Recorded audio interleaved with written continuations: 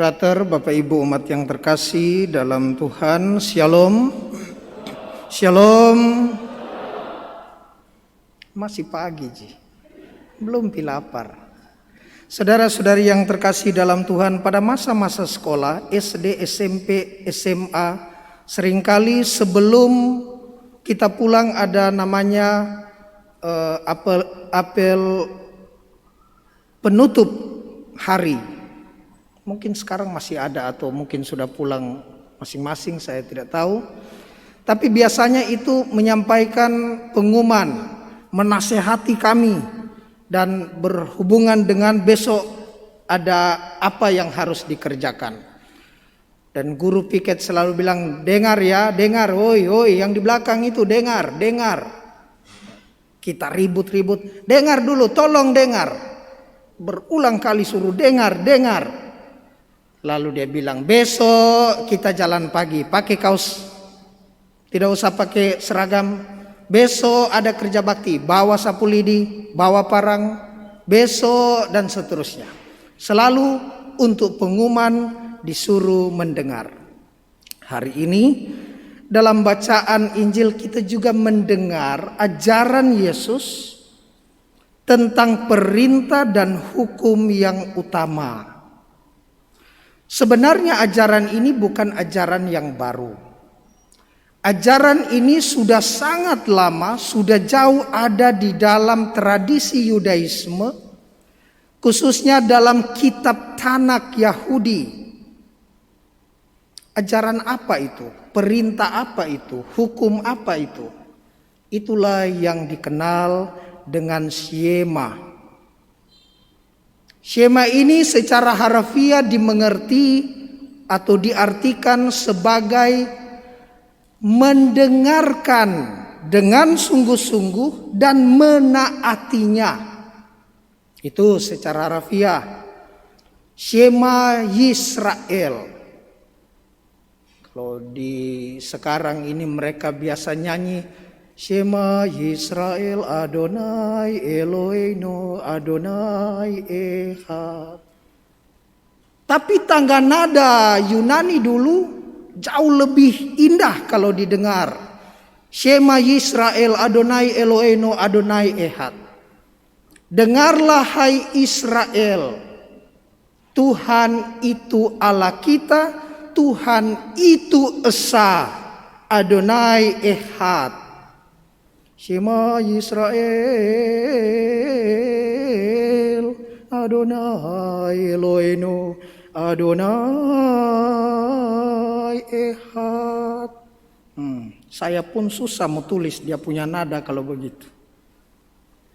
Shema Yisrael, dengarlah hai Israel.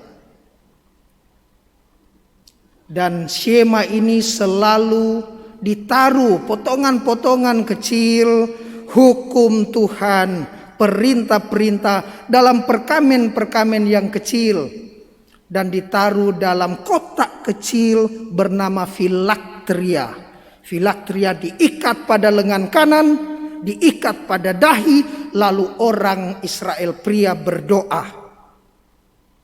Tetapi juga filaktria yang berisi Shema Yisrael ini ditaruh pada pintu-pintu rumah dan pada gerbang-gerbang kota.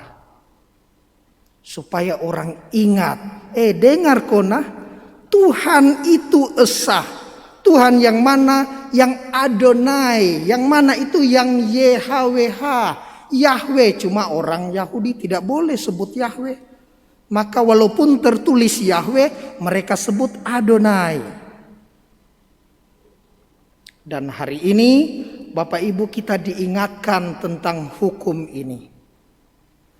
Hukum untuk melihat mengasihi Allah dengan pertama totalitas hidup.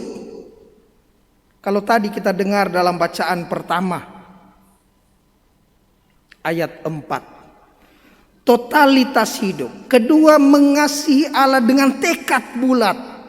Dan ketiga, mengasihi Allah dengan penuh perhatian.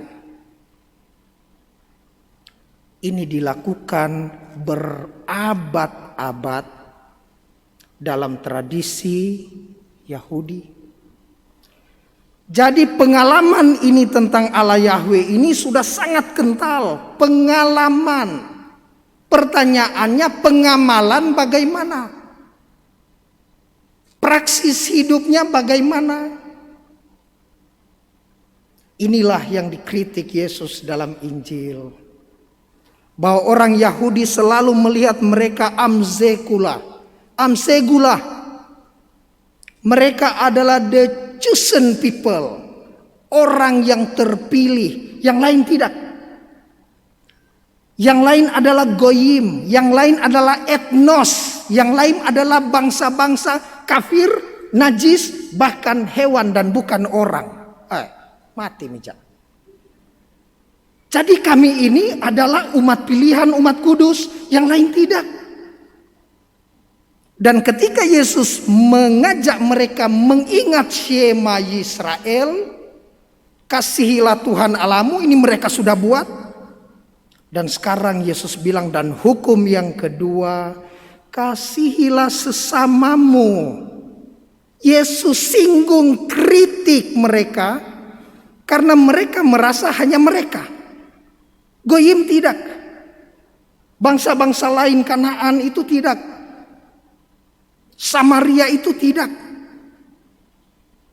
Dan sekarang Yesus bilang, kasihilah sesamamu. Siapa itu sesamamu? Termasuk yang non-Yahudi. Ini berlaku juga bagi kita, Bapak Ibu. Inspirasi yang sangat sederhana, yang sangat jelas ini ada dalam 1 Yohanes 3 ayat 14. Dikatakan di sana, jika seseorang berkata aku mengasihi Allah dan dia membenci saudaranya, maka ia adalah pendusta. Karena ada alasan selanjutnya. Karena tidak mungkin seseorang barang siapa membenci saudaranya, tidak mengasihi saudaranya yang dilihatnya, bagaimana mungkin atau tidak mungkin ia mengasihi Allah yang tidak dilihatnya? Jadi jelas Bapak Ibu, kalau kita beriman hanya ke atas, tapi musuh-musuhan dengan tetangga, baku bombe dengan saudara-saudara, memandang remeh orang lain, menganggap kita benar, maka kita pendusta. Pastor Simon bilang pendusta, bukan. Surat 1 Yohanes 3 ayat 14 bilang, tapi pastor, dede susahnya pastor. Saya jalan begini, setelah itu saya senyum, dia buang muka. Saya setengah mati pastor, padahal saya senyum-senyum sama dia. Pikir positif Bapak Ibu. Mungkin dia lagi sakit gigi. Mungkin bisulnya pecah. Mungkin sementara balas WA jempolnya copot. Pikir positif. Tidak gampang pastor, benar, berkorban. Karena bacaan kedua tadi mengingatkan tentang kasih yang berkorban. Bahkan orang Yahudi yang bertanya kepada Yesus, dia bilang benar itu hukum. Bahwa hukum kasih itu melampaui korban sembelihan, korban persembahan. Tapi pastor sekarang saya tidak mau bicara sama dia, no problem. Tidak usah ngomong, tidak apa-apa. Tetapi hatimu jangan membenci. Tetap mengasihi dia dengan caramu. Daripada kamu berpikir negatif, setelah itu tidak mau memikirkan hal positif untuk perbaikan relasi dan hubungan, mending tarik diri 1-2 hari dan mulai merenung. Dia merenung, saya juga merenung. Karena ingat Bapak Ibu, kasih itu bukan memanjakan supaya orang senang-senang di hadapan, Tetapi kasih itu selalu mendidik hati untuk berefleksi agar kita semakin dewasa Kristiani dan manusiawi. Semoga demikian.